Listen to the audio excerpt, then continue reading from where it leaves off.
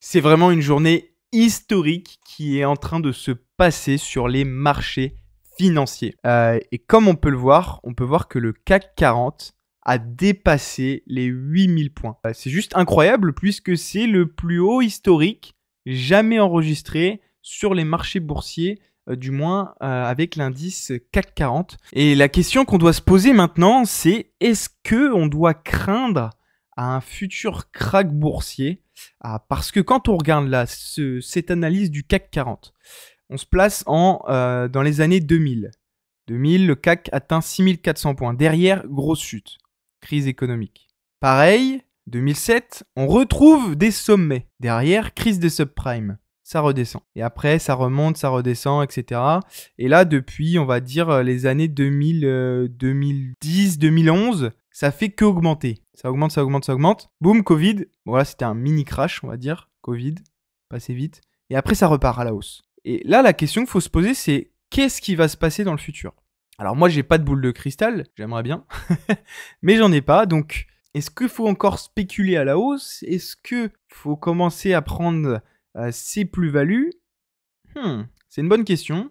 J'ai pas de réponse. En tout cas, ce qui est sûr, c'est que moi, ma stratégie d'investissement, c'est sur du long terme. Quand je peux prendre des petites plus-values, je n'hésite pas à les prendre. Donc forcément, quand on fait du long terme, on va pas avoir le même regard que si on fait du court terme. Je pense qu'aujourd'hui, on atteint des sommets, mais c'est justifié. On a des croissances qui sont monstrueuses, LVMH, qui est quand même la locomotive du CAC 40, que ça fait que augmenter parce que les chiffres sont très bons chaque année. D'un autre côté, sur le marché américain, on a des actions qui performent. Je pense à Nvidia, je pense à Amazon, je pense à Meta. Enfin, voilà, on a des actions qui sont incroyables en ce moment. Donc, est-ce qu'il faut craindre le pire par la suite? Je ne sais pas. En tout cas, moi, ce que je vous dis, c'est que je vais continuer d'investir et je vais pas laisser le train partir parce que si ça continue d'augmenter, eh ben, je serai déçu. Maintenant que ça c'est dit, j'aimerais vous remercier pour la chaîne YouTube. Pourquoi? Parce que je me rends compte que sur les 2 dernières, voire les 3 dernières vidéos, eh bien, ça a très bien fonctionné. Donc, je suppose que ce contenu vous plaît. Donc, je vais le continuer tout simplement, puisque ça a l'air de vous intéresser. Donc, ça, c'est top. Et donc, je voulais vous remercier. L'autre chose dont je voulais vous parler, c'est le serveur Discord. Pourquoi? Parce qu'aujourd'hui, eh bien, le serveur Discord grandit. Il y a du monde sur ce serveur. On parle de pas mal de choses, de bourse, d'immobilier. Voilà, il y a des investisseurs, il y a des conseils. Donc n'hésitez pas à rejoindre le serveur Discord, il y a le lien dans la description. Bon, maintenant qu'on est là, qu'on a passé l'introduction, eh bien le CAC 40 atteint des sommets, mais il y a quand même des entreprises du CAC qui sont catastrophiques tout simplement. Je pense notamment à Téléperformance qui juste aujourd'hui a perdu 23% de sa valeur. Alors c'est juste colossal. Et si on regarde un peu le cours sur les 5 dernières années, eh bien on se rend compte que l'action était à 400 € et qu'aujourd'hui, elle a descendu à 85 €. Alors, pourquoi? Pourquoi? Eh bien, parce qu'il y a des résultats qui sont décevants. Il faut savoir que Téléperformance, c'est quand même une entreprise qui est dans un secteur qui aujourd'hui s'essouffle. C'est surtout Téléperformance, moi je vois la société comme plutôt du démarchage téléphonique, alors qu'aujourd'hui, déjà les téléphones fixes, ça ne fonctionne plus personne en a. Et enfin, moi le premier, hein, quand on m'appelle et que c'est je vais vous vendre ça, ça, ça, bah, souvent j'envoie balader la personne ou je lui explique que je suis pas intéressé et je raccroche. Donc pour moi, ça c'est une des causes qui sont certainement liées et donc les résultats derrière en découlent. On avait quand même eu des analyses qui montraient que ça allait mal se passer. Pourquoi? Parce que le titre est totalement à la chute libre depuis quelques années. Et là, la métaphore que l'on a souvent en bourse, c'est il ne faut pas rattraper un couteau qui tombe. Et bien là, la définition, la citation prend vraiment tout son sens, puisque là, celui qui s'était dit super, je vais en acheter là, bon, il aurait pu faire une plus-value juste après, mais là, le couteau, il fait très mal. Quand tu achètes à 400 et que l'action ne vaut plus que 80, ça fait très mal. Les résultats sont sortis aujourd'hui, c'est pour ça que l'entreprise a perdu énormément d'argent, ou du moins énormément de pourcentage en bourse. Moi, pour le coup, je ne suis pas positionné chez Téléperformance parce que je ne vois pas forcément d'avenir sur cette action. Peut-être que je me trompe, peut-être que je me mordrai les doigts. Là, il y a une opportunité peut-être d'achat. Moi, pour le coup, je ne vais pas y aller pour pas mal de raisons, parce que c'est pas forcément un secteur sur lesquels je connais bien le marché. Par contre, si je devais acheter sur ce secteur d'activité-là, j'irais plutôt sur tout ce qui va être lié aux services, plutôt ingénierie, donc tout ce qui va être lié à Capgemini par exemple, Alten ou des groupes en ce sens. Ou alors après, on peut aller sur d'autres thématiques comme Nvidia le font, où je pense que c'est plus pertinent en tout cas d'investir sur ces actions-là, du moins à mon sens. Maintenant, j'ai envie de vous présenter l'entreprise BIC. Bon, vous la connaissez tous hein, pour ses stylos, pour ses briquets. Aujourd'hui, l'action a perdu 1% en bourse et quelques pourcents récemment. Pourquoi? Parce que elle a publié des résultats excellents fin février. Donc l'action était aux alentours des 63 euros. Elle a explosé jusqu'aux 70 pratiquement. Je pense que là, on était sur l'euphorie des résultats. Là, ça commence à s'essouffler. Moi, je pense que c'est plutôt une belle entreprise. On peut voir hein, que c'est quand même très cyclique. Ça monte, ça descend, ça monte, ça descend. Je pense que c'est une bonne entreprise avec des fondamentaux plutôt solides. Moi, j'irai peut-être un jour. Là, on est un peu trop haut. J'ai raté le coche.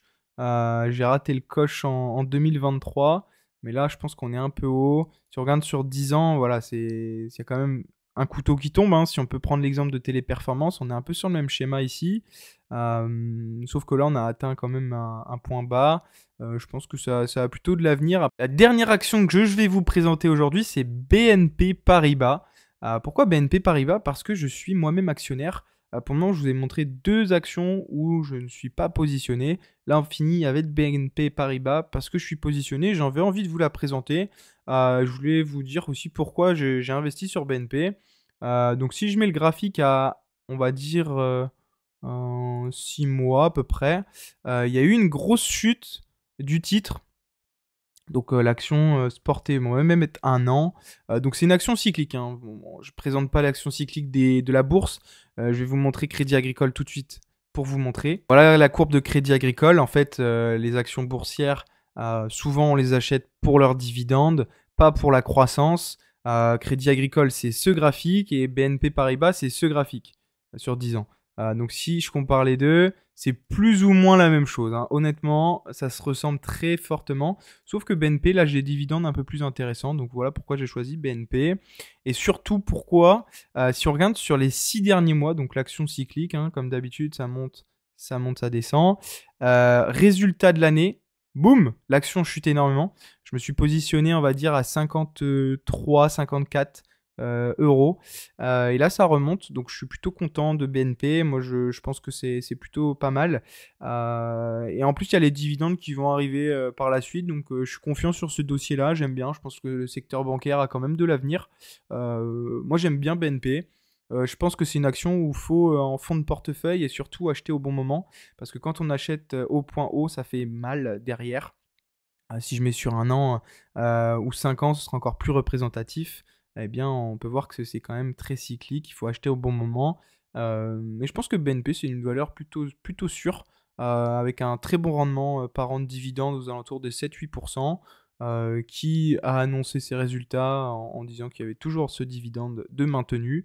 Donc je pense que c'est plutôt pas mal et c'est une valeur que j'ai en fond de portefeuille qui est quand même intéressante. Je ne sais pas ce que vous en pensez de BNP, mais je pense que sur du moyen terme, ça peut être pertinent. Moi, je pense que je vais récupérer les dividendes et je vendrai l'action derrière. J'aurai fait une plus-value plus les dividendes, ce sera très bien. Je pense que c'est comme ça que je vais la jouer, cette action-là. Si vous voulez, pour mes prochaines vidéos, j'ai 2 concepts qui peuvent être intéressants. Dites-moi si ça vous intéresse.